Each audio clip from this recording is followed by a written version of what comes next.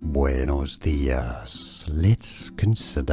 Let's make sure you can pronounce perfectly the number 20 in Spanish. How do you say 20 in Spanish? We'll be looking at more numbers too. Stay tuned until the end of the video and the channel to learn more. Alright, so let's break down this one. Veinte. So the V sounds like a B in most Spanish-speaking countries or areas. Veinte, essentially, although the two first syllables are sort of mushed together. Veinte is how you say it. Veinte is how you say 20 in Spanish, and now you know. Buenos dias.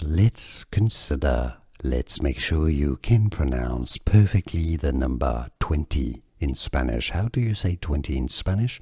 We'll be looking at more numbers too. Stay tuned until the end of the video and the channel to learn more. Alright, so let's break down this one. Veinte. So the V sounds like a B in most Spanish-speaking countries or areas.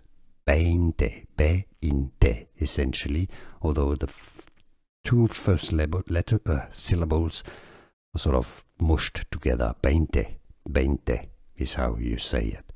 Veinte is how you say 20 in Spanish, and now you know.